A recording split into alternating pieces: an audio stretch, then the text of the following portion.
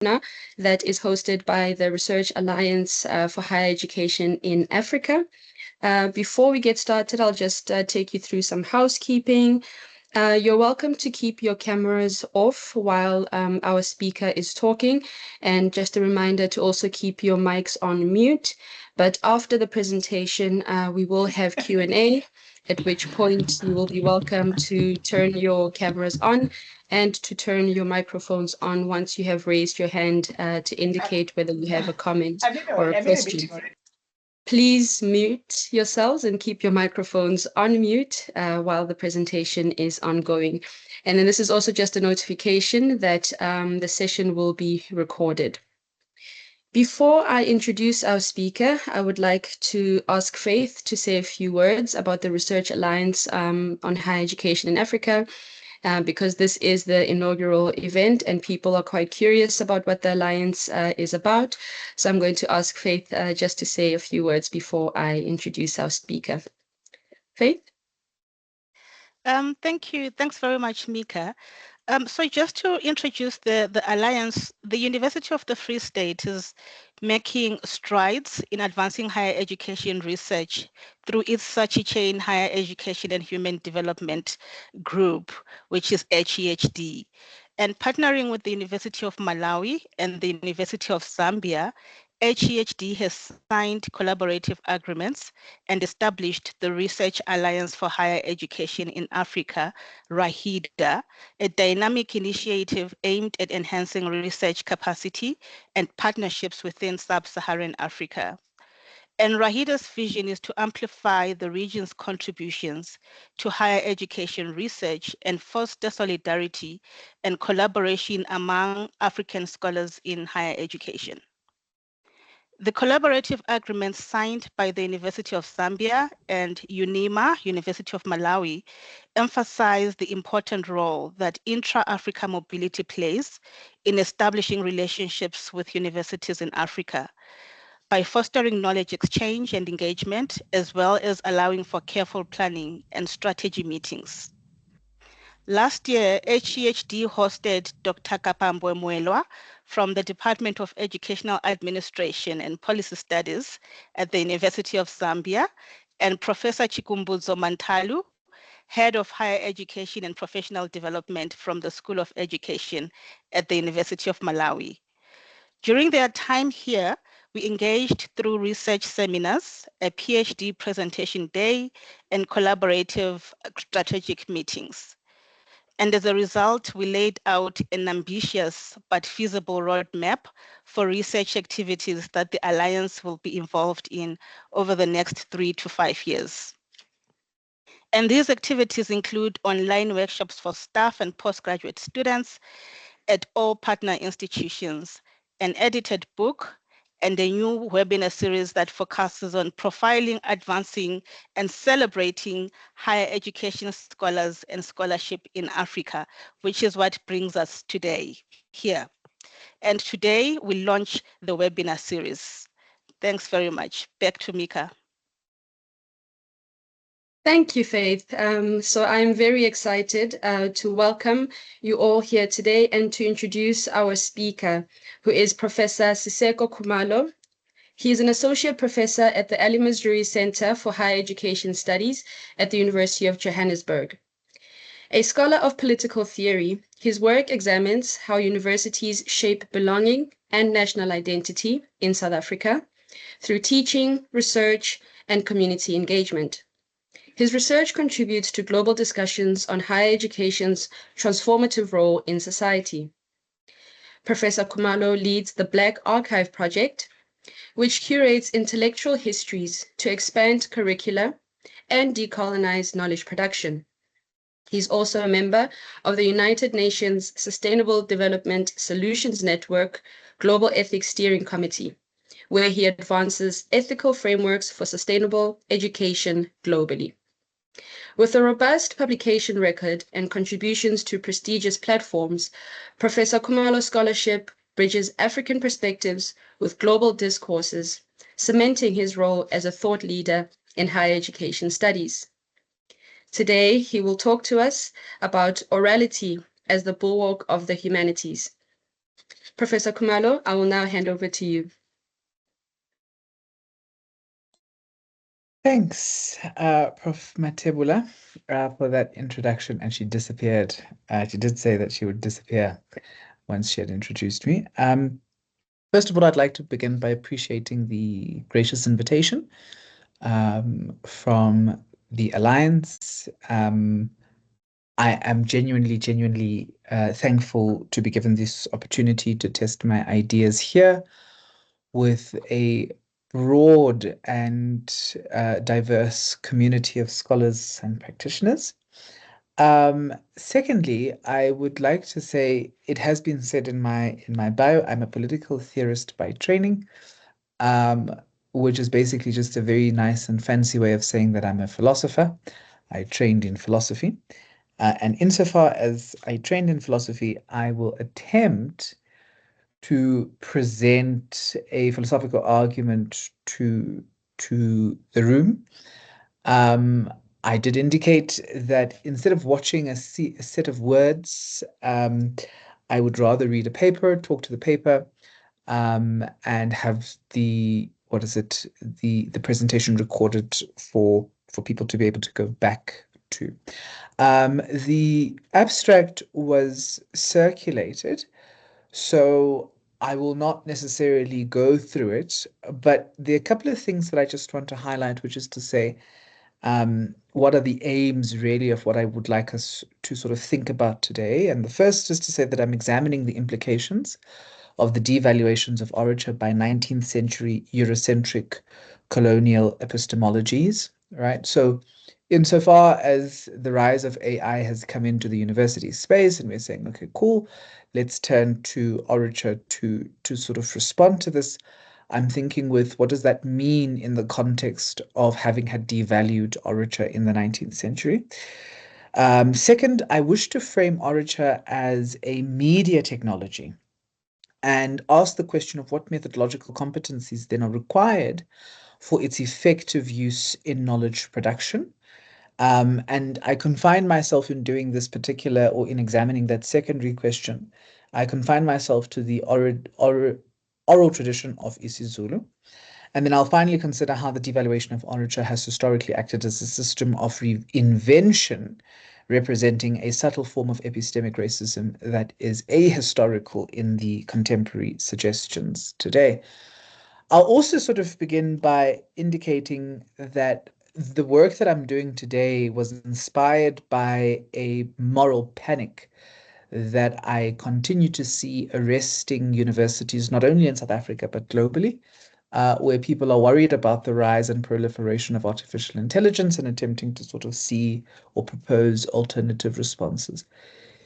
The proposition of orature or oral-based assessments as but one component to responding to AI is a bit curious in South Africa because, again, of the devaluation of orature. And I tested these ideas in another smaller platform, and I was asked the question, well, what's the difference between what you're suggesting and, for example, what I believe it's Glasser.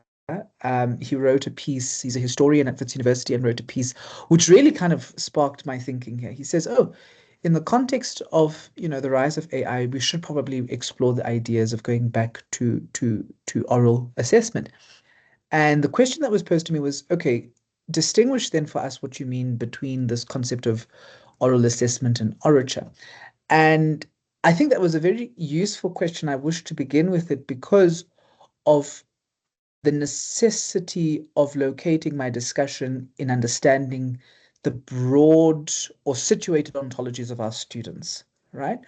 So our students exist on various campuses. At the University of the Free State, for example, there's been the upshoot of a very useful and exciting tradition, which is the tradition of Iguijo.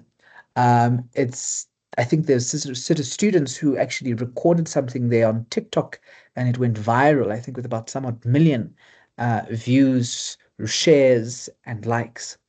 At Wits University, we have societies such as ZuluSoc, we have societies such as POSASOC.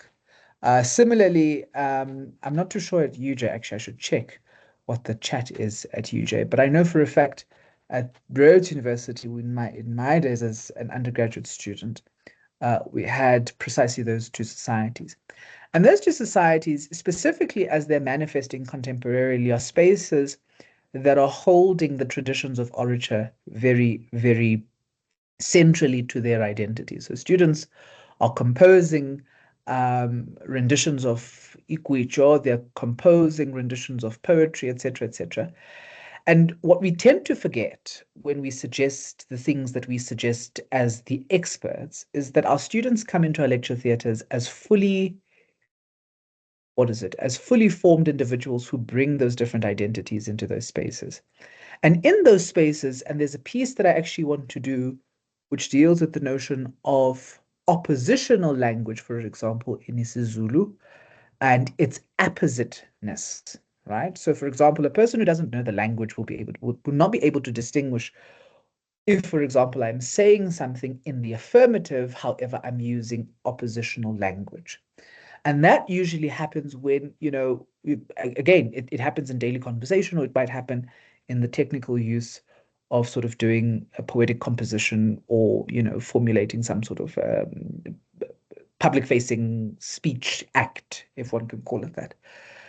And what academics who don't understand our languages will often do is that they'll say, this is what I'm setting the oral assessment to look like. This is how you've got to do it, forgetting that their students exist in those dynamic spaces where orature functions. Students would then draw on that and bring it into their things, and then they get told, oh no, you're going to fail my course because you've misunderstood the assessment guidelines. This has happened historically in this country. And I know, for example, of one famous particular cat who wrote about Ubuntu, Leonard Prague, and he does a Derridian kind of analysis of Ubuntu, where he divorces the philosophical concept from what he calls the experiential or lived notion of Ubuntu. And many of those of us who live this concept, who read that course, failed. I myself got a 50% for his class back in the day. And it was precisely because of the arrogance of whiteness that does not know anything about our philosophical frameworks, or for that matter, our rootedness in our languages and our cultures and traditions. Right? You often have academics who perceive themselves to be experts, even in areas where they're not experts, who then determine the ways in which our own traditions must be deployed. So I'm taking issue with this very notion, colleagues, and this is just all a caveat. You see, Mika, this is why I said you should stop me, because you see, I've already spent about 5 minutes just laying the framework of the land. Now, while examining the rise of AI in the arts, humanities, and the social sciences, what I will call the human sciences, my contribution will be based on a philosophical methodology. I aim to present an argument that outlines the skills necessary for adopting the tools currently promoted as the cornerstone of the humanities in the era of artificial intelligence. So we're being told that oral skills are necessarily going to promote this criticality that we're trying to cultivate in the human sciences. This endeavor requires posing and answering a question about the skills needed when using orature to guard against AI's encroachment in the fields of the human sciences. This consideration arises amid the moral panic that has characterized the use of AI in the humanities. And again, I'm thinking about the public-facing stuff that we've seen, the work of Glasser. And Davis, who's a senior reporter at the Daily Maverick, also did sort of she's a senior editor or senior reporter, I'm not too sure, but I know she's a senior cat in the Daily Maverick. And so she does this kind of surveillance or surveying of the land, as it were. And she sort of interviewed, I think, about academics from 8 institutions, and all of us, not all of them, let me include myself in this, all of us are sort of panicked about the rise of AI, and we're worried that AI will displace the critical skills needed in the humanities. My aim in employing a philosophical methodology that draws from historical account of media proliferation and its political impact is to illustrate how media informs and influences epistemology and power relations, right? I'll demonstrate how the proposals advocating the use of orature to counter the widespread adoption of AI in contemporary university practices, such as training students in knowledge production, serve only to perpetuate these power imbalances through insidious ahistorical epistemic racism that fails to acknowledge the historical devaluation of orature as a media technology in our context. And I'm not only necessarily speaking here when I speak of the devaluation of orature to the South African context. I think this is a African phenomenon, right? So colonial settler arrival sort of inaugurates or brings with it the arrival of the press, and anything that predates the press is seen to be associated with barbarism, with retardation, and with lack of progress. Simply put, the turn to orature without examining its historical devaluation serves to continue epistemic coloniality, in my observation. While appearing progressive, the proposals neglect the historical implications of new media forms and their entanglement in the power imbalances of knowledge production. As I indicate, specifically in this country, in South Africa, the press arrives in 1823. This is, of course, after, as most of us might know, British colonial settlers arrived in 1820. So it's 3 years after the arrival of British settlers that we see the introduction of the press. By 1831, we have the first articulation of orthographical representations of isiXhosa, because the press arrived through and with the Glasgow Missionary Society, which was based out in the Eastern Cape, or the Cape Colony at the time, what becomes known as the Eastern Cape under Democratic South Africa.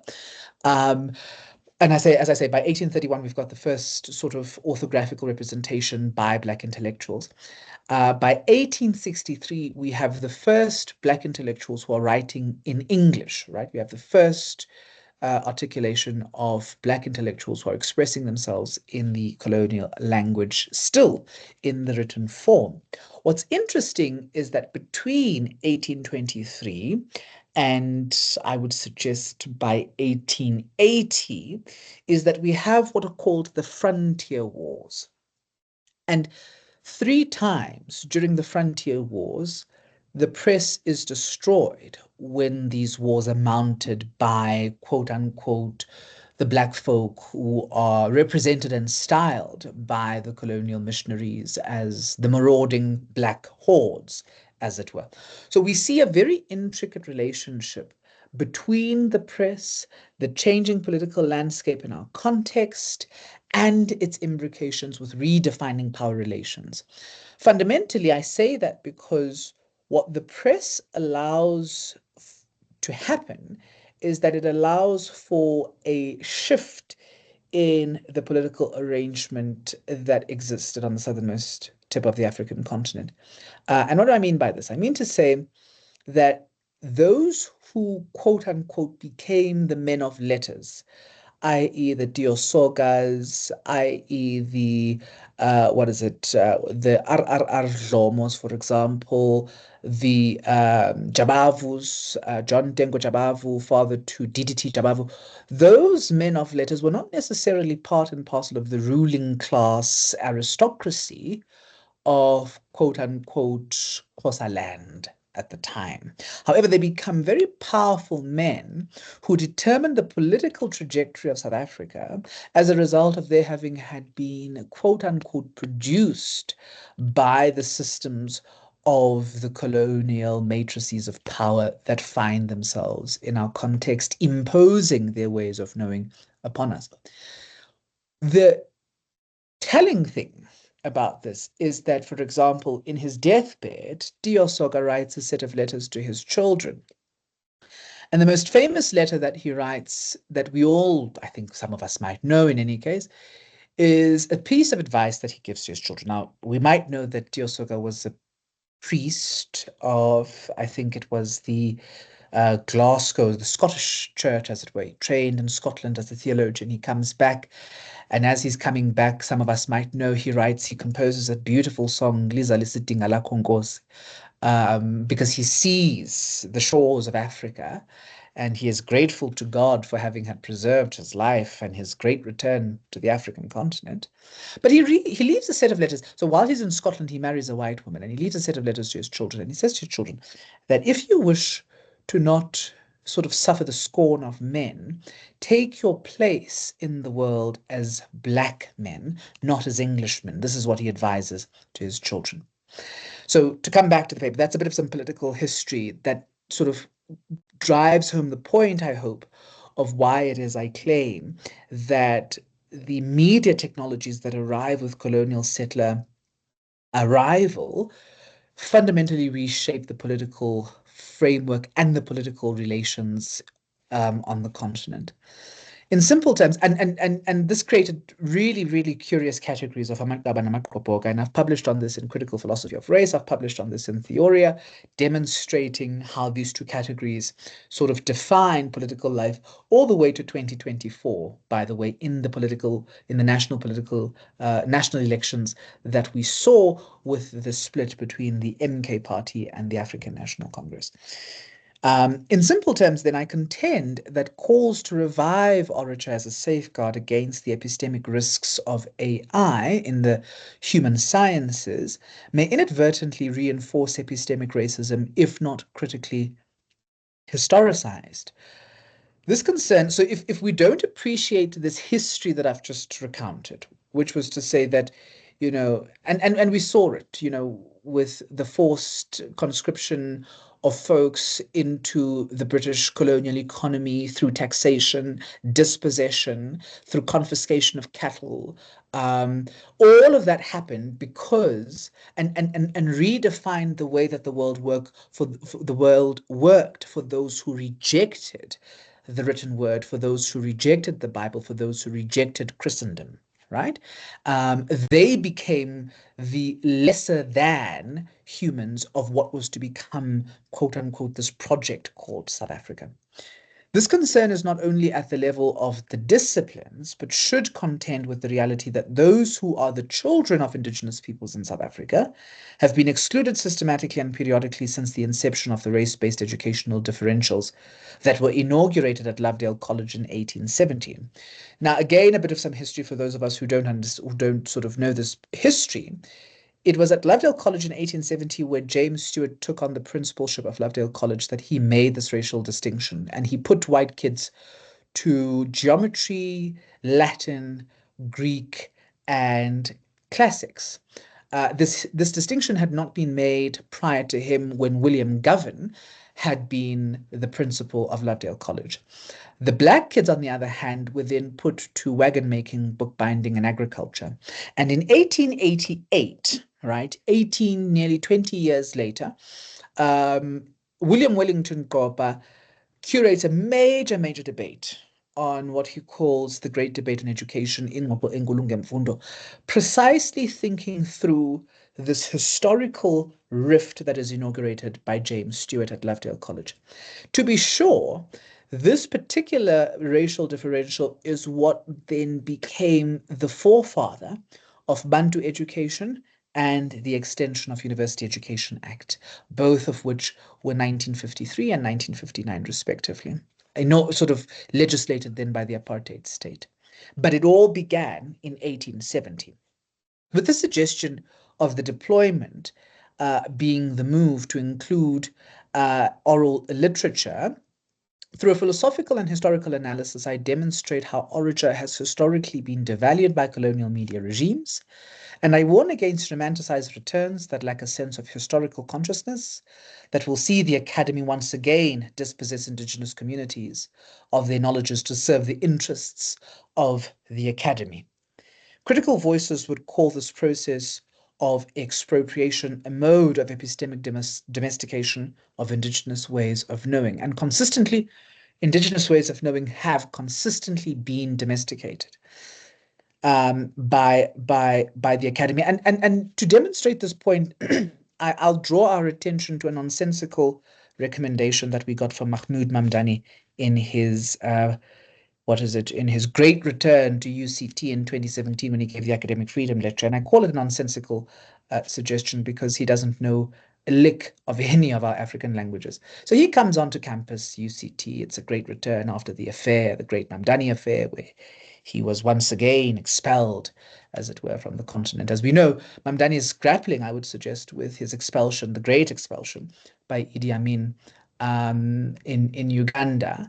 and sort of has another kind of expulsion again here in the context of South Africa from UCT when he's attempting to inaugurate African studies from an African position. So he comes back in 2017 and he says, oh, one of the ways in which, South African universities can decolonize is by, quote unquote, translating the greats in to our languages. Now, I say this is nonsensical because, for example, SARChi-HEHD has already translated Shakespeare as far back as the late 19th, early 20th centuries, right? And of course, some of us who know that history of the work of SARChi-HEHD will know that he was and continues to be described by anybody who is familiar with the historical literary tradition of South Africa as South Africa's quote-unquote Shakespearean equivalent.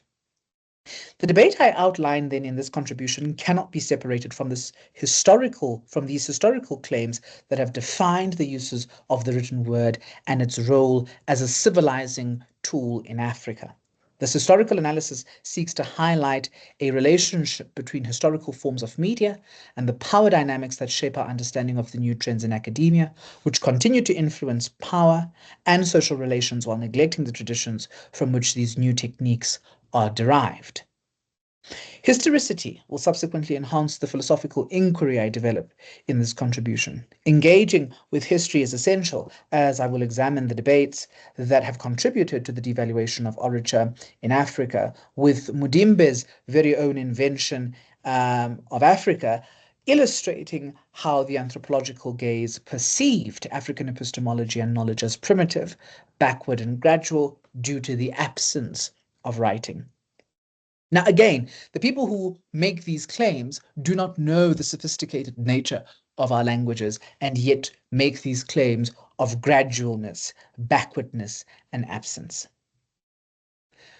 I then outlined the arrival of the press at the southernmost tip of the African continent when I discussed the ontological split between blackness and indigeneity, those considered civilized with those educated in the methods of colonial settlers.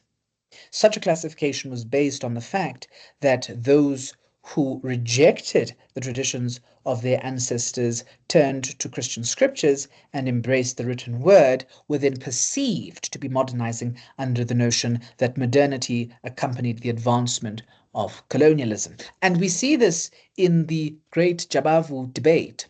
It was a family debate, as it were, whereby John Dengo Jabavu supports the 1913 Land Act, as but one example, and only posthumously did his son, that is DDT Jabavu, contest his father's claims in backing the Land Act of 1913.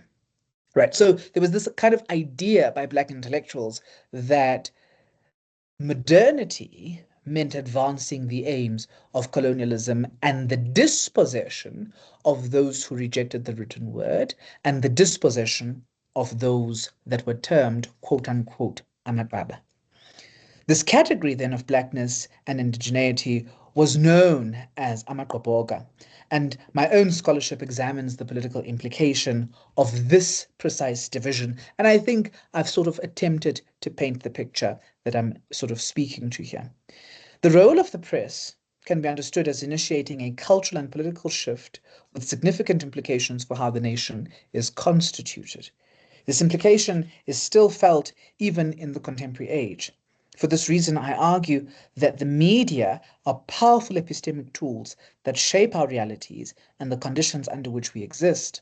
To be sure, scholars such as Ncukai Thobi, Lungsile Ntsebeza, and Joel Mudiri, examining this division, have advanced debates that challenge the liberal framework of South Africa's constitutional structure. Central to their arguments is the assertion that the changes accompanying the rise of democracy have not resulted in radical shifts for the majority of South Africans.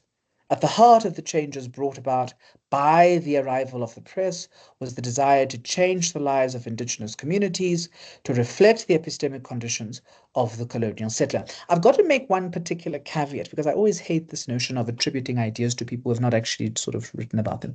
Thembeka Ncukai sort of discusses the question of land, and his is not to necessarily contest the constitutional framework of South Africa, but he predicates his argument on that very contestation as he's tracing the land question. So, for example, he starts off with the land is ours, and then he goes to Land Matters. That was the second iteration, and all of which demonstrates how Black intellectuals sort of formulate this kind of constitutional framework that then comes into the post-apartheid rise. Nzebeza, on the other hand, through his scholarship of tracing what's been done with land restitution, also raises this question of the centrality of the constitutional framework of South Africa, while Joel Mudiri outrightly calls it the South African political constitutional framework, he outrightly calls it an amoral project. Now, I don't necessarily agree with him, but I seek to suggest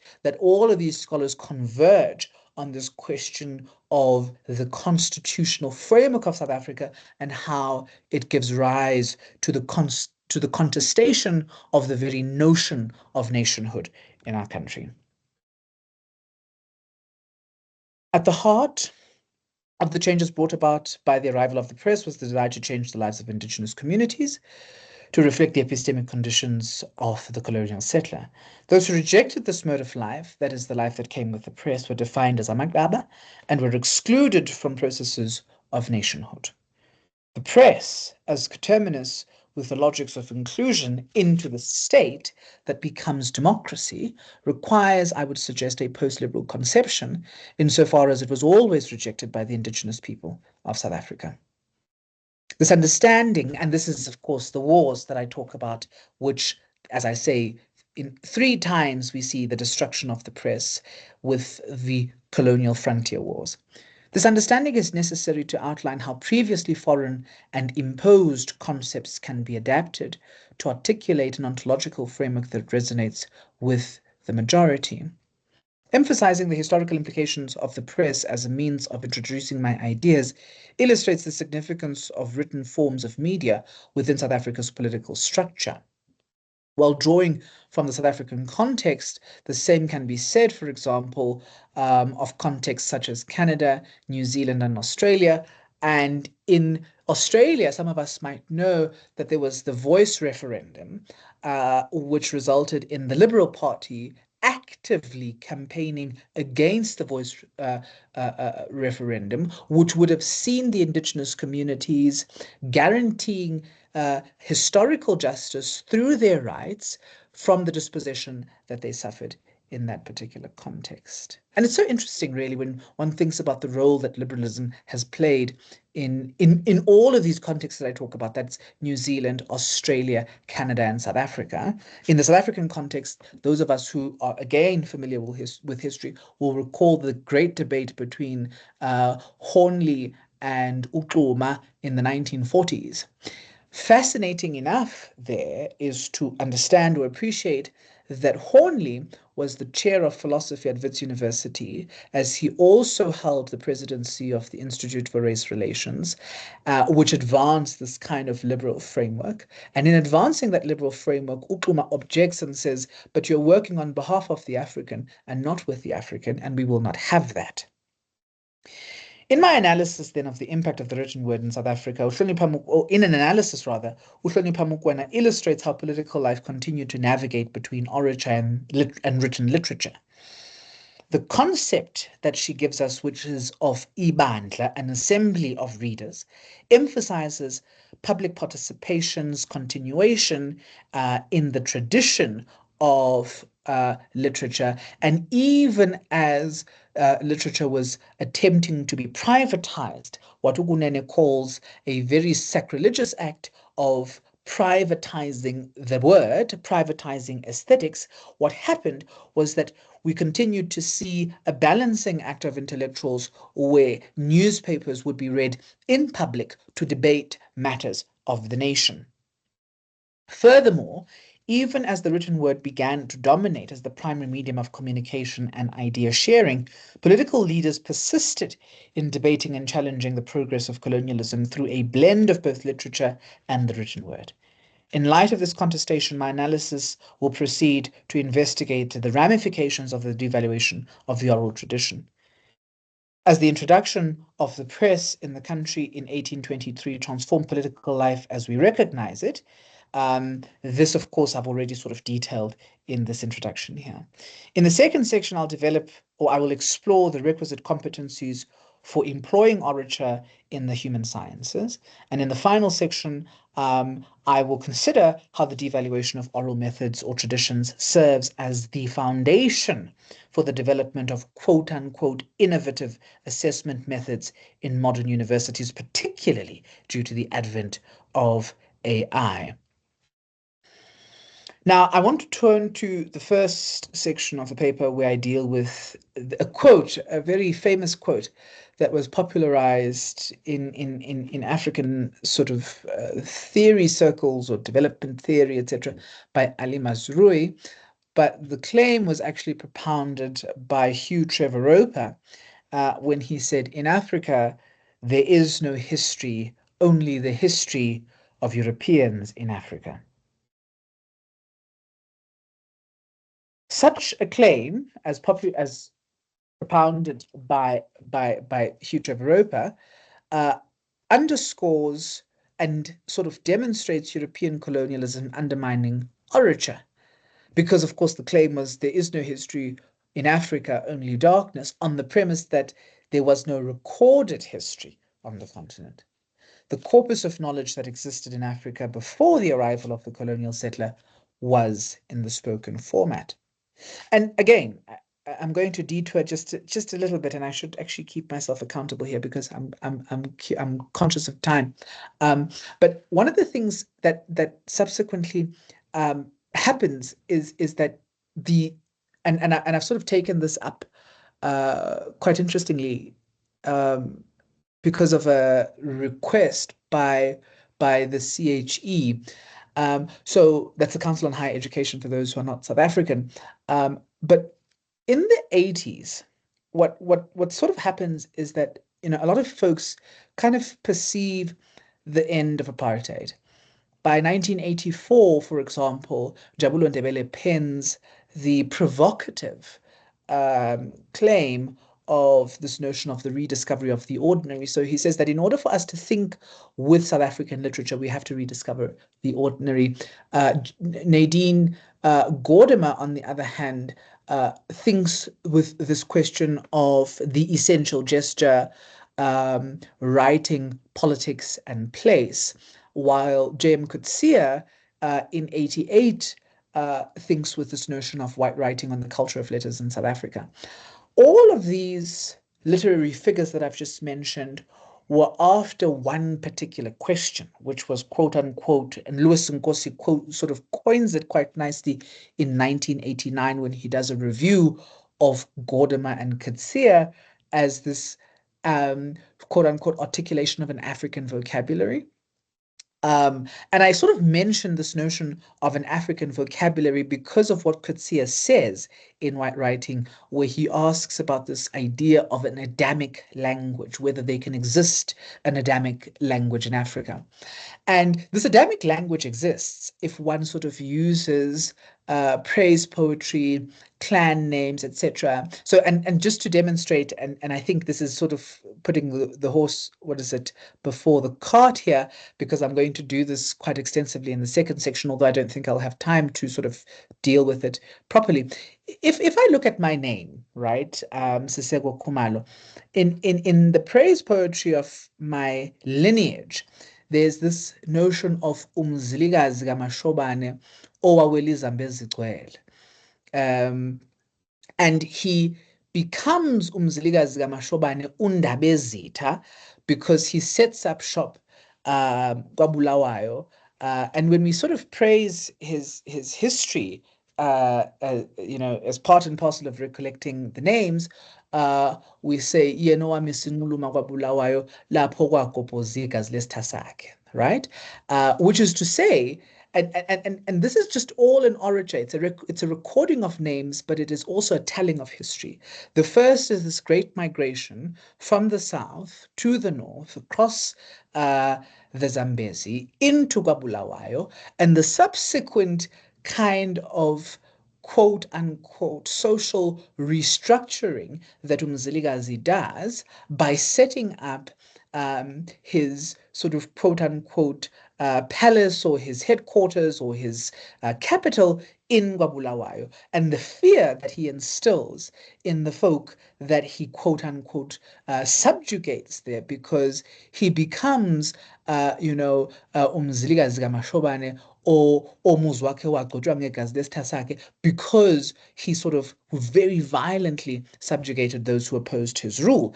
And here you see this demonstration of this quote-unquote Adamic language that Coetzee is after, this African vocabulary that Louis Nkosi is after. And in recent terms, I come to this claim to say that, for example, what then happens is that the South African discipline fails to answer the question of what is the South African discipline post-apartheid, because of we fail to rediscover this ordinary that Njabulo Ndebele advises us on in 1984, because we fail to decouple ourselves or see a future of sociology, for example, beyond its associations with the apartheid state through Stellenbosch and Pretoria, giving us acts such as the Miscegenation Acts, giving us acts such as the Group Areas Acts. We fail to see beyond that, and so we become divorced as the contemporary university.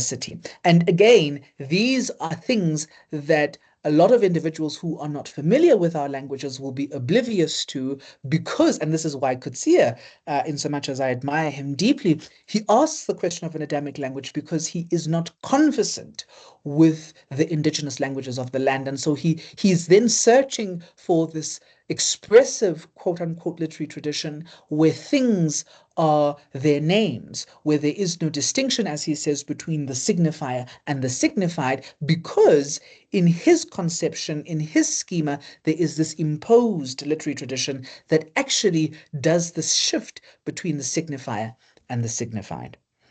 The philosophical problem that emerges then from the moral panic of AI and its uses in higher education can be framed through the following questions. First, how do media technologies such as AI and the written word function as instruments of epistemic power?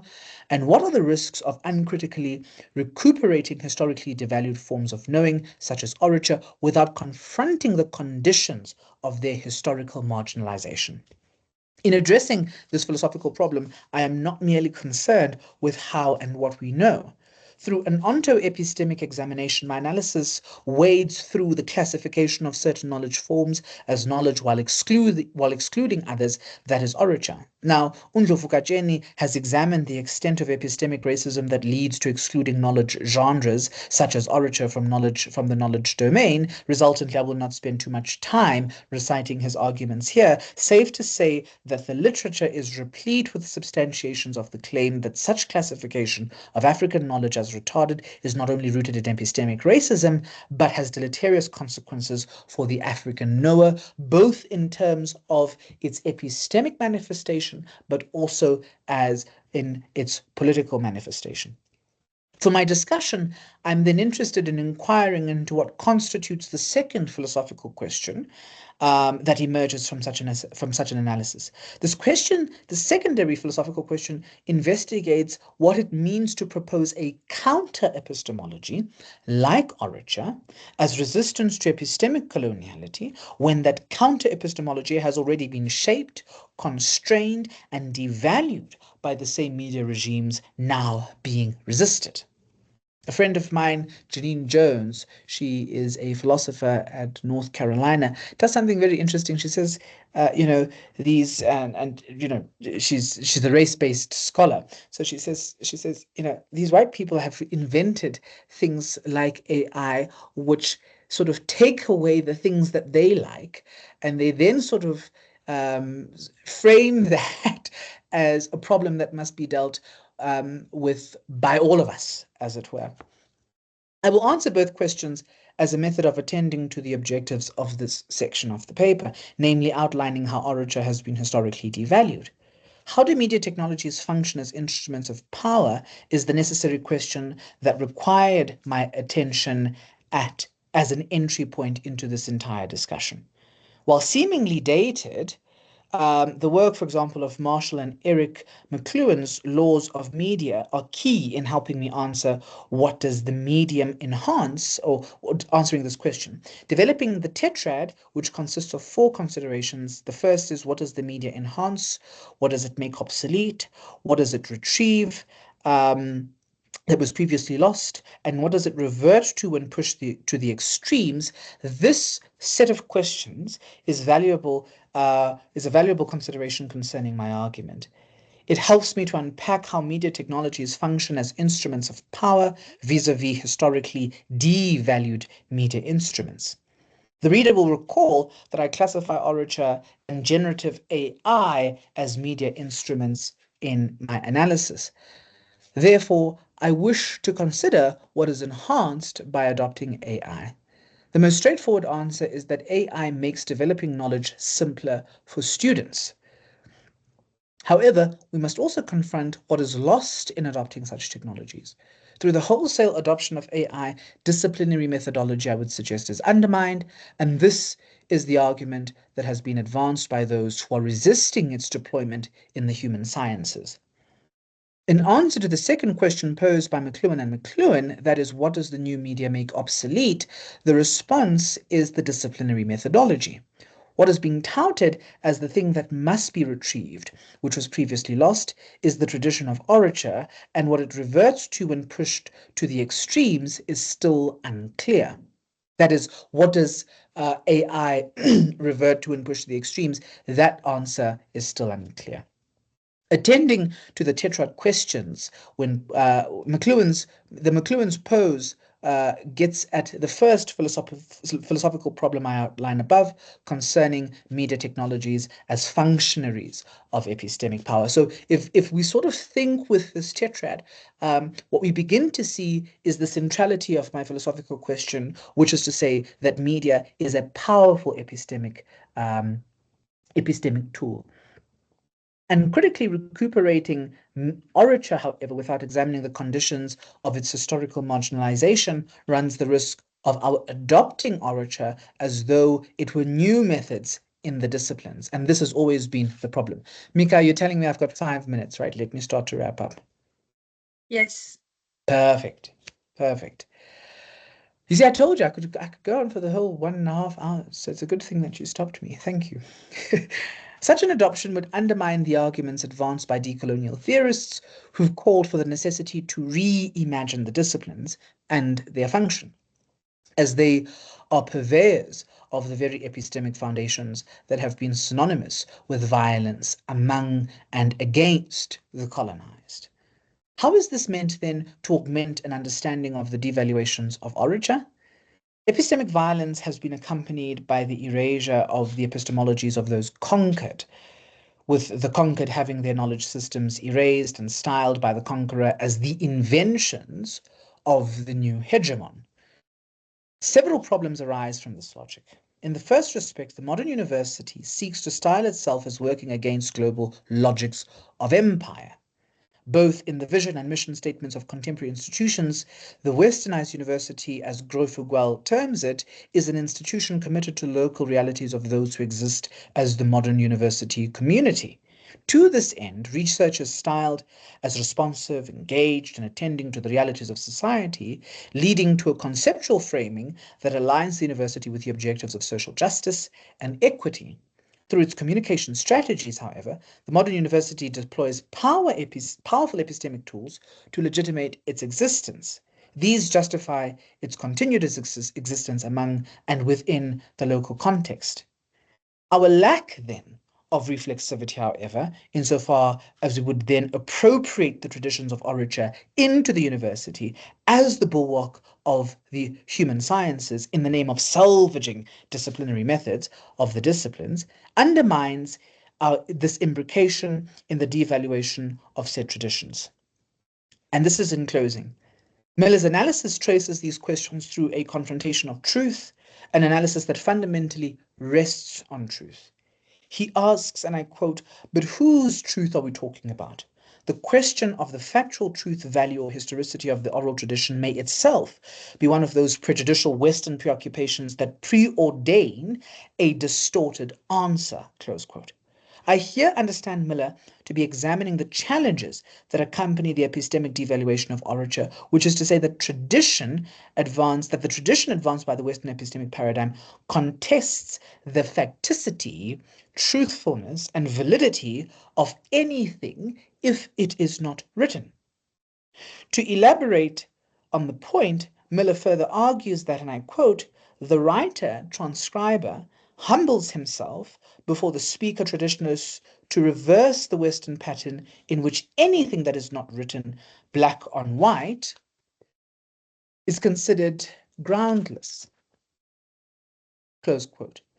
The text thus prepares to transport the griot's words from orality to literacy, while at the same time taking the literate reader back to the world of orality. Miller's analysis sets up what I want to consider in the second question, which is to say, what does it mean to propose a counter-epistemology like orature as resistance to epistemic coloniality when that counter-epistemology has already been shaped, constrained, and devalued by the same media regimes now being resisted?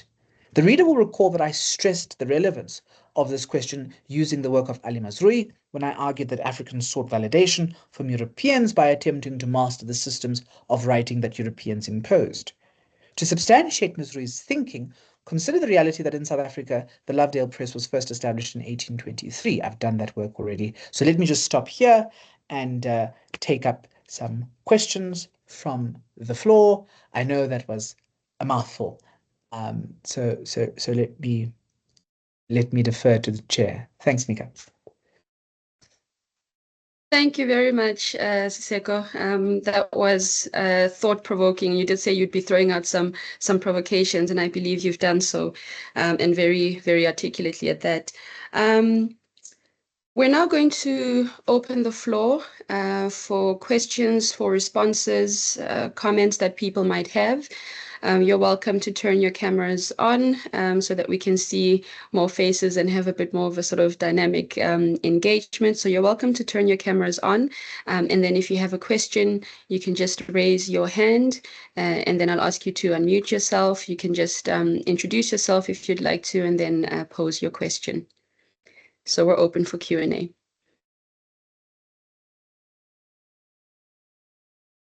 Oh, is that good that there are no questions? Brilliant. Thanks. I'll just step out. Well, I see Melanie's got her hand up. Please go ahead, Melanie. Thanks very much, Siseko. Thank you very much, Siseko, for a very erudite exposition and account, and a very useful reminder of the historical basis of some of these ideas. Now, I'm not a philosopher, but I want to ask these questions anyway, and hope they make sense to you. So the one is, I suppose, the more obvious question, which is all that you spoke about AI and more in relation to assessment practices in higher education. So I'm interested in your thoughts about the effect or the impact or the role or the potential, I suppose, of orature in relation to critical higher education studies and particularly research. So what kind of role or potential role do you see it playing there? So that's the one question. The second one is, can we talk about an ethics of orature, or does that not make sense at all? And then the third one is embedded in this historicization and this conceptualization that you explain so carefully and so rigorously. Is there kind of a normative underpinning to all of this? So could we extrapolate or understand from this a vision of the good, or a vision of the good life, so that it's actually got some kind of normative grounding? I don't know if those questions make sense, but they're actually the questions I've been dying to ask. So thank you very much for a really brilliant paper. Thank you. Thanks, Melanie. As I said in my comment, I'm sort of starstruck to be in the same room with you. As you very well might know, you've got a couple of folks here at Ali Mazrui who really, really respect your work, as do I. So to kickstart the conversation with your questions is brilliant. So thank you very much. And thanks to the organizers for creating such a platform for me to be in dialogue. I really like the first question of Orature in relation to critical higher education research. I think the work that I'm currently doing in the Black Archive sort of points to this, right? To what it would mean to reimagine the contemporary African institution and predicate that reimagination on the work of historical Black intellectuals, right? So what we've done quite often is that, and I make this sort of distinction in my work, and I think I do borrow a bit here from Eunice Ballam's Academic Freedom Lecture at UCT back in 2022, where he's sort of thinking, and I don't think he makes it an explicit claim, but he's thinking about this kind of distinction between a university in South Africa versus a South African university. Now, the difference here is that the university in South Africa, for example, will teach Kierkegaard, it'll teach Heidegger, it'll teach Nietzsche, without necessarily contextualizing how these philosophers and what they were thinking at the time can also be found or can be located in conversation, in dialogue with what Black intellectuals were doing and what they were producing and what they were writing, right? And what they were thinking about at the time as well. So that's the university in South Africa. Whereas the South African university, on the other hand, doesn't close our students off to this kind of global orientation of the discipline. It allows us to innovate, right, in the sense of to contribute something to the global trajectories of the discipline by bringing in this innovation that is very uniquely contextually based, which kind of also breaks down these notions of higher education excellence and rankings, right? Because the rankings predicate us on a baseline that is sort of determined elsewhere, and we're all sort of chasing those numbers, those figures, et cetera, et cetera. So we begin really to diversify global higher education spaces. And I think that what Orature then does for us in that context of reimagining the university in South Africa to becoming the South African university is that it gives us critical sets of skills that we can bring in. And this really ties in with the second question of whether or not there's an ethics of Orature that I'm concerned with. And I would suggest that there is. And this is why I sort of mentioned, I began with this notion of the appositeness of oppositional languages. So for example, in isiZulu, I have 5 genres that I'm dealing with predominantly. I'm talking to Inkondlo, which is poetry. I'm talking to Umlando, which is history or historiographical narratives. I'm talking to allegorical tales such as Insumansumane. I'm talking to what is it? Sort of like fantasy tales. That which is Inganekwane. And there's a 5th, which is Indaba, which is basically reported speech, right? And one has to be able to understand in which particular domain they're working in order to be able to classify a particular speech act, right? And it's so fascinating because if one, for example, thinks about these distinctions and what happens through the praise poetry, i.e., the inkondlo that are sung or that are sort of recited, before the king, one would sort of think that there's quote unquote disunity within the kingdom because the poets have the power to critique the king by reflecting social reality, right? And you don't necessarily have spaces that are reserved for such in sort of outside of that gathering, right, that is sanctioned for this critique where the king sort of brings himself to the people and allows himself to be critiqued by the people and to be evaluated by the people through this kind of praise poetry work. And if you're not trained in the tradition, you're going to think to yourself, oh no, this is just cool praise poetry. They're singing his praises and whereas there's a very critical dialogue that's happening there around questions of governance, etc., etc. So I would suggest that there is an ethical framework within which SARChI exists, that in our transplanting it into a Western epistemic grid that is quote unquote the university in South Africa and not the South African university would mess up that entire ethical framework that regulates speech acts in that particular domain. And the final one, which is the normative claim of the history that I'm reciting here, I'm reticent to ascribe normativity to this kind of historiographical work that I'm doing. And the reason for my reticence is basically the fact that I worry again of imposing. You see, there was a very cool concept that you brought up there, which was the concept of the good life. And that was the concept in undergrad that made me drop out of philosophy. I was studying the good life under Samantha Weiss's class, and the way that she was framing, because she was discussing it in her tradition and how she knows it, and the way that the question was framed was so curious to me, and it was so foreign to me that I often said, and I still often say it, in my communities, the question of the good life as it is articulated in the Western philosophical tradition doesn't necessarily come up for my people, because you're already embedded in relational systems of existence that necessitate that you live a good life, right? That your life becomes an articulation of quote unquote the good life. So the question of considering whether or not one lives a good life or not becomes a non-starter, if one can put it like that, which is why then I say I'm reticent to think about how an account, because also the historical figures that I bring up, again, John Dengo Jabavu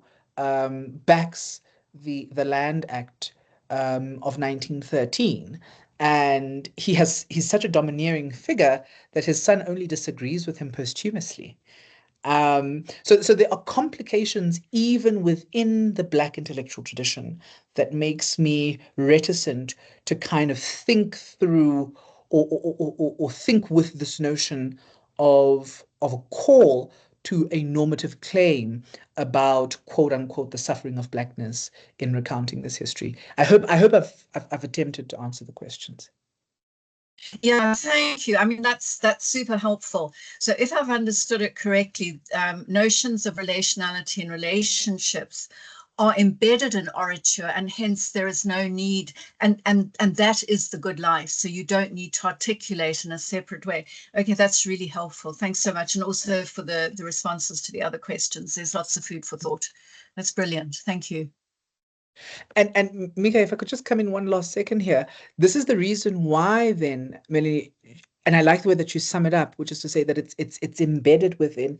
This is the reason why I worry about our suggesting these modes as that which we're going to turn to save the human sciences, because the human sciences have their own predetermined methodologies, and they're not going to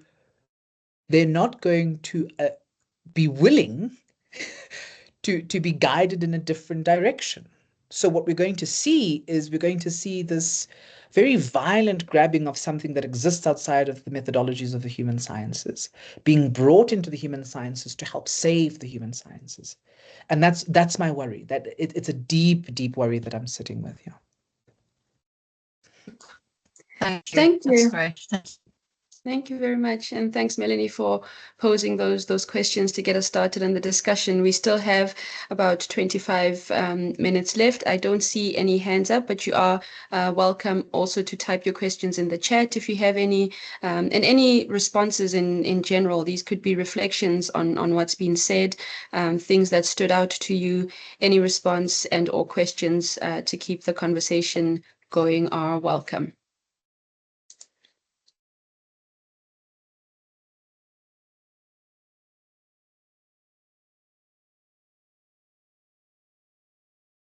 All right, I see two hands up. The first one I saw going up was Professor Mantalu.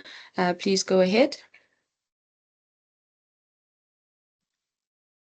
All right, thank you very much, Prof. Kumalo, for the really insightful presentation. I think one of the things that that struck me is the challenges which not only AI is bringing up, but more importantly, it's also bringing questions regarding how to respond to those challenges. Because one of the things is, which I was thinking through in your presentation, is that these threats of AI are forcing us to recenter the human subject, like to reimagine the role of the human subject other than artificial intelligence.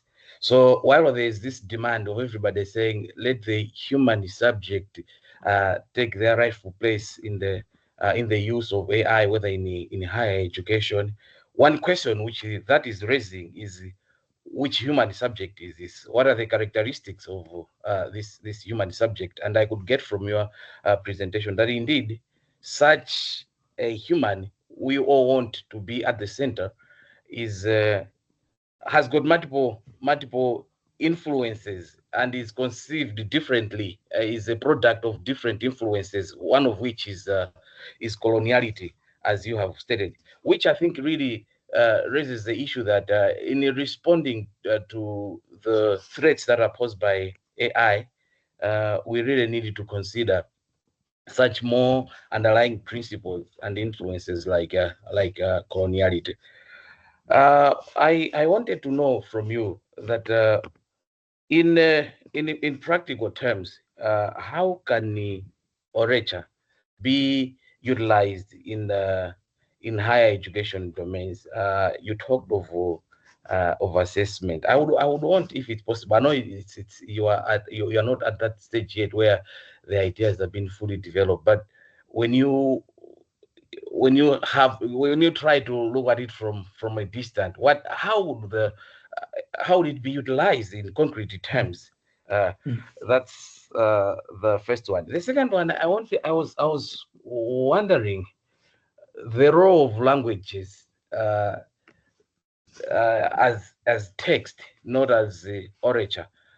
Presently, in most African universities, not only in South Africa, African languages are absent, glaringly absent from higher education domains.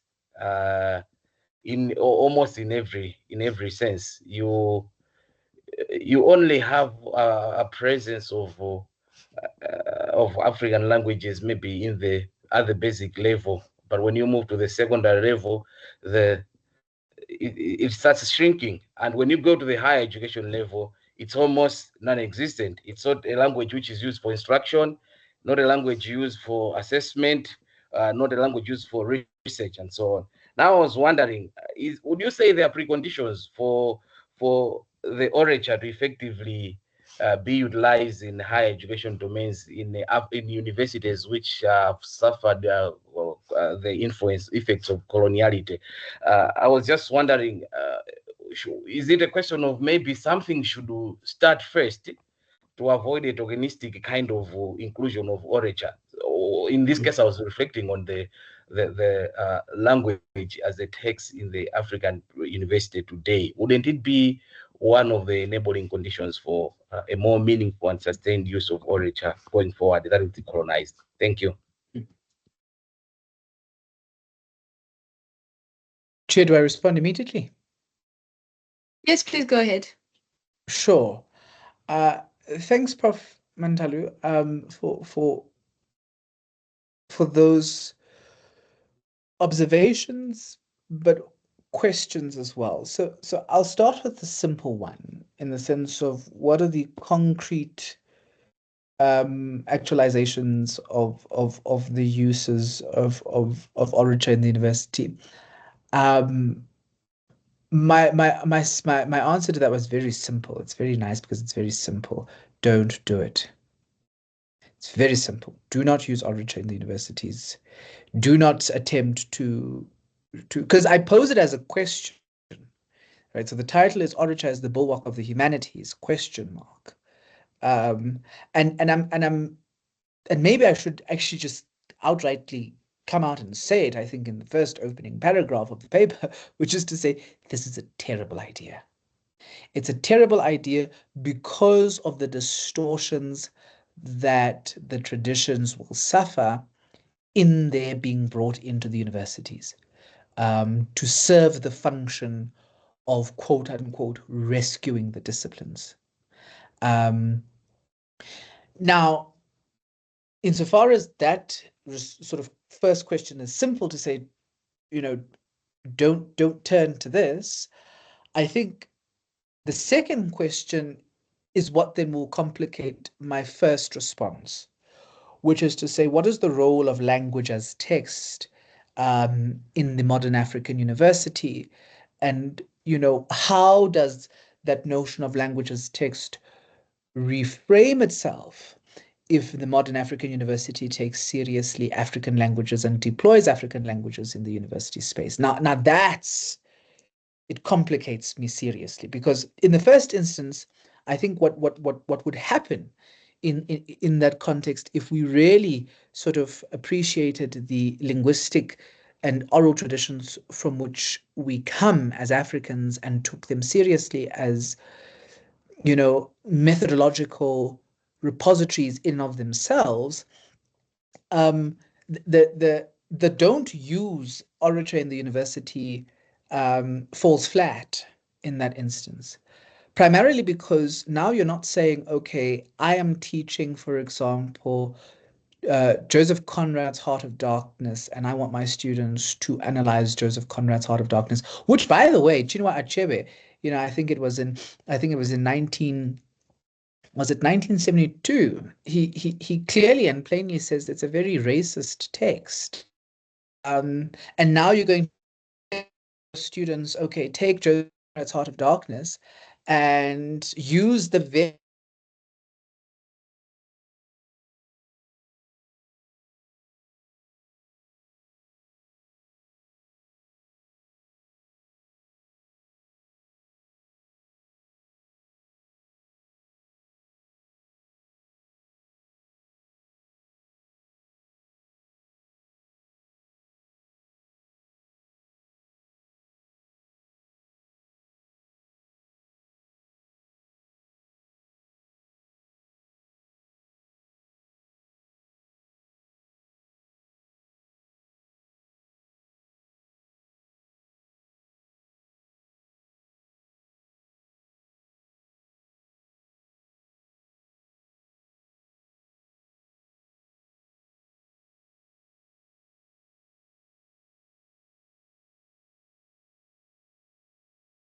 I don't know if I'm back.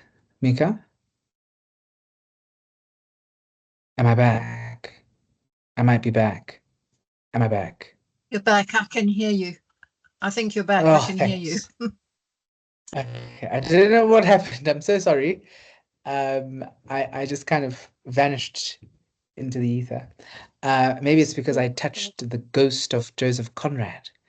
And so he was like, no, I'll chuck you out.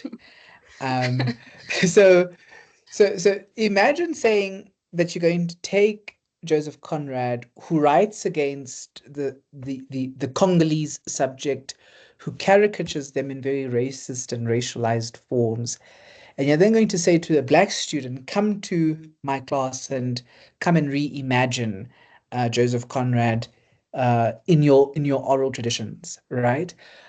I think the point that I'm just getting at here is to say that we would shift the gaze. It would cease to be, quote unquote, a discipline of English literature, and it would become a discipline of literary studies.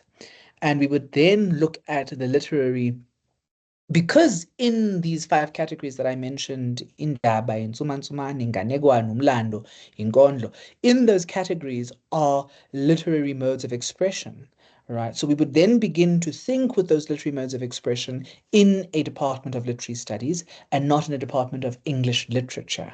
Do you see what I mean? So I think that the second question, the question of language as text, is a powerful one. And it makes me think, for example, of the work of Mikhail Bakhtin and C.S. Lewis when they talk about interpreting or interpretation, right? In political theory, we then sort of deploy their analyses to sort of think about the political subject as a text and how to interpret the political subject in very, very real terms. And so I would I would defer to them in some ways. And again, this is the complication, right, of quote unquote creating this university that is African, that is located in Africa, because it's not parochial, right? But it understands the dangers and the problems of, again, reading the likes of Conrad in our context. Yeah, so I hope that answers the two questions, but I really do appreciate the interventions.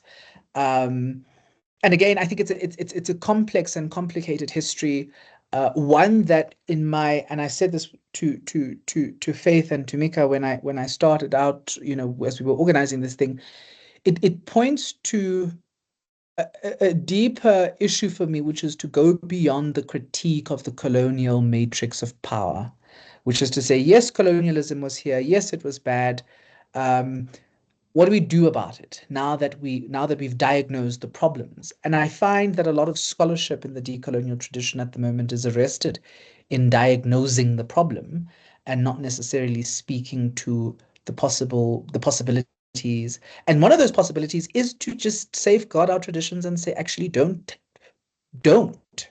not appropriate our traditions for the invention or reinvention of your dying disciplines. I hope that answers the question, Prof. Mantalu. I'll go back. I don't know if Mika's back. Mika, are you here? Yes, I'm back. Okay. Yes, and there was a hand up from Busi earlier on. I know you had your hand up for quite a while, Busi. Would you like to go ahead and ask your question?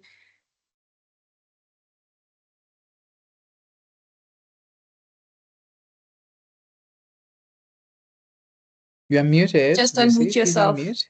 Yes. Sorry. Yeah, my head was up for quite a while, so I dropped it. Yeah, anyways, I just want to comment on the rise of AI and say it is a reality and it's challenging us to come up with functional tools. I mean, tools that will work in our context without us feeling like we are forced to do this and that. We need to come up with tools that will work in our context. I will use an example from Bible translation. These days, they are doing oral Bible translation. Why? Because there's a realization that many people in our African context are not used to reading. So if they listen, it's better than to have the book and keep it in their shelves forever. Just dust it on Sunday, take it to church and come back, put it in the shelf. So what I'm saying is we need to come up with tools that will function in our context. Thank you. Thank you very much for your comment, Busi. Siseko, I don't know if you've got a response or any reflections on that comment. I do. And again, it's a balancing act. There's a good colleague of mine, Olivia Rutazibwa. She's a political scholar, political theorist by training as well. And Olivia is very hard on the necessity to resurrect the disciplines or to reinvent the disciplines, precisely because from the time, for example, of the likes of V.Y. Mudimbe, we see how the discipline is used in Africa, the social sciences.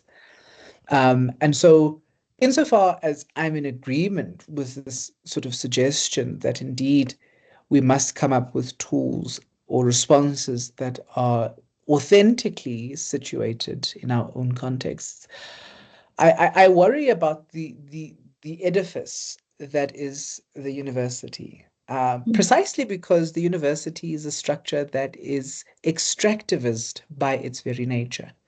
We go into local communities, we extract data, we write our theses, we write our studies, we write our dissertations, and we never go back to those communities.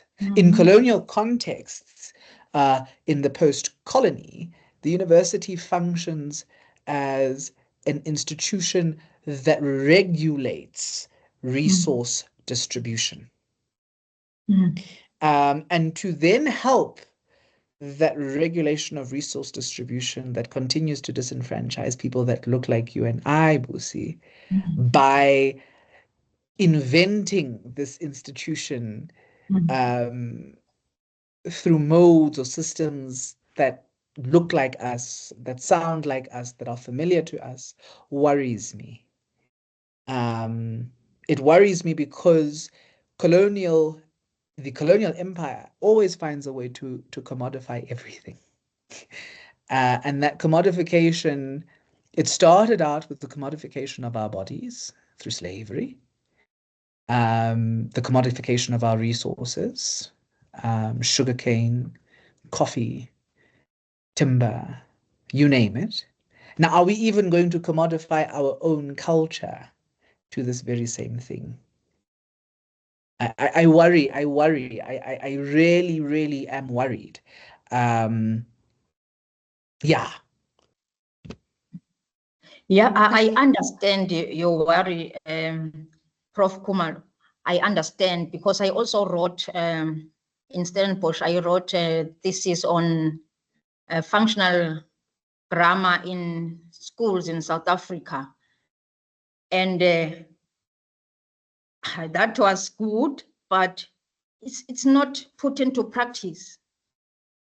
I just wrote it's there in the book, it's not in use, meaning there is a need to pave a way that these useful things are put into practice, are used, because we write and we talk, things remain the same.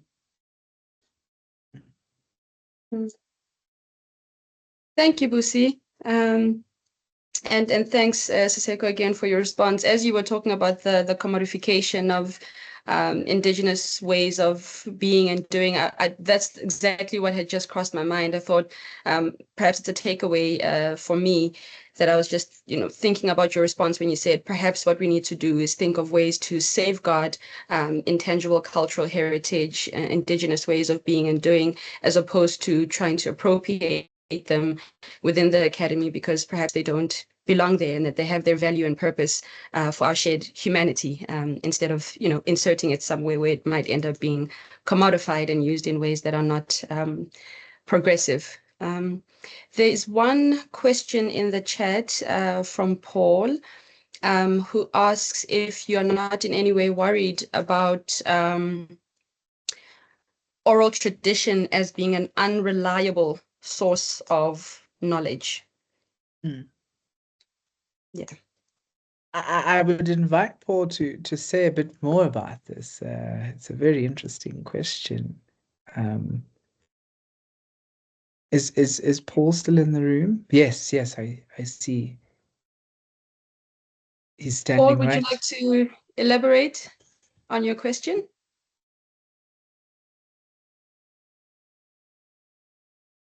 Maybe they're struggling with their mic. I don't know. That's possible. And then there's another question from Fenella. I'm just going to pose it as well. Was that Paul? Yes, sorry, my voice is bad. So, so just allow me to write, please. Let me just type. Okay. So Paul is going to continue elaborating on his question. I did paraphrase it, so I didn't ask it in full, but maybe he can add to that. And then there's another question from Fenella on the question of the good life and your view of the problem of the Western notion of the good life makes sense. What about the Aristotelian notion of the good life? So Aristotle's notion. Is this in any way useful, aligned to the values of Ubuntu, and more appropriate for African thinking? Do you have a response for that? So in the meantime, we wait for Paul's question. And that's a very nice one because the work that I do with Jeffrey Sachs on the Sustainable Development Solutions Network in the Global Ethics Steering Committee is attempting to precisely uncover these particular links, right, of how different ancient traditions have commonalities or differences. I think what often happens is that I trained in philosophy, and this is a nice story to I always tell the story because it's great.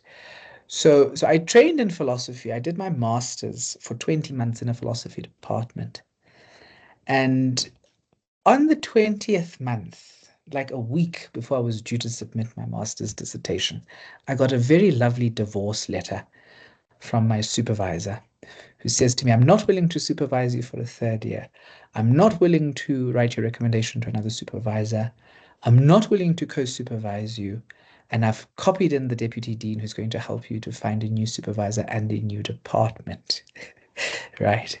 So I trained quite extensively in philosophy, and I ended up finishing my master's in political science because that was the closest thing I could find that could accommodate the project that I had developed.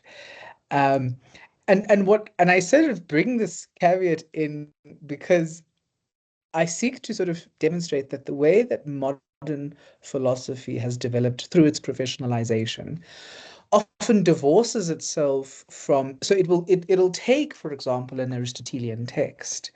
And I would suggest that indeed the articulation of the good life, insofar as it is intrinsically embedded in one's actions, one can also sort of maybe think of it in the sort of Kantian deontology framework.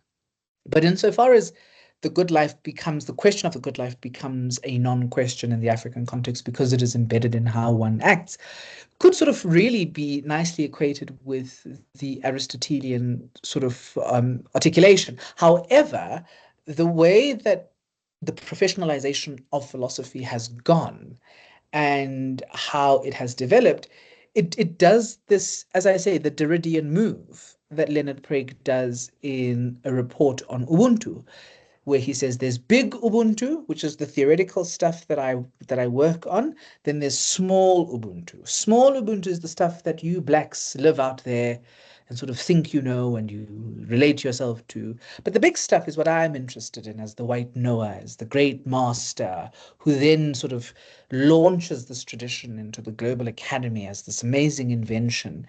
That's not really an invention. It's just Derrida's analysis dressed up in an African print. Really, it's not even Ubuntu, right? So the way that professionalized philosophy does things is that it does things in such a way that the inherent nature of the articulation of the philosophy becomes lost because we are after this clarity, precision, this definitional, conceptual clarity that we're after. And if I could go back to Paul's question, insofar as I might attempt, see, he might accuse me of conjecturing his question because I'll answer it from what I understand it. Now, the question, I would pose it right back to you, Paul, which is to say, who defines Origer as unreliable? Who defines? Because insofar as my great ancestor, Umzilikazi, died many moons ago, the facticity of his project in Bulawayo is remembered to this day and still reverberates, for example, in the grand architecture of how Zimbabwe is orchestrated politically and organized today, right? The fact of the denialism of Gukurahundi, which, by the way, is in the 80s, a response to the first colonial incursion, which was the colonial incursion of the Ndebele people, the people of Umzilikazi. So Gukurahundi comes as this kind of response from the great Shona leader, Robert Mugabe. The fact that Gukurahundi is still denied to this very day in the commissions that are being set up in Zimbabwe, etc., because there is this attempt to rewrite history. The fact that we remember all of that by reciting purely clan names tells you something about the dependability of Origer. Does it not? Its embellishments, its contortions, the ways in which we play, and the ways in which history is malleable to human manipulation, which it currently is. If you go to Zimbabwe today and you speak to the people of Matebele land, the majority of them will tell you, some of them will even come on, social media, and they'll say, we want secession from this project that is Zimbabwe, because of that historical moment. A historical moment that I'm a South African, born, raised in South Africa, etc., but I know this history because of my names. So I ask the question, indeed, of dependability or reliability, and I say to you, who frames orature as unreliable? And why does it get framed in those terms, if indeed 300, 200 years on, we can still remember history and the way that it manifested through the recitation of names? Mika, I'll defer to you. Thank you very much. And I think that's a very appropriate note to end on, Siseko. It's been lovely having you here, listening to you, having you share ideas on your work and respond so well to the questions that have been posed. So this is just now to thank you for gracing us with your presence and helping us kickstart what I hope will be a very fruitful webinar series by the Research Alliance on Higher Education in Africa. And we very much look forward to following your work and perhaps having you contribute to one of our edited volumes, as we do plan to have a section that sort of showcases people whose background does lie in philosophy. So thank you everyone for joining us. We will be posting information about subsequent webinars, but thank you very much for joining us, and thanks again, Siseko. It was lovely having you. Thank you for inviting me. Really, really lovely to be in this space. Thank you, colleagues. Thank you so much. Thank you, Siseko. It was wonderful. Well done. Thank you. Bye. Thank you. Bye. Bye. Bye.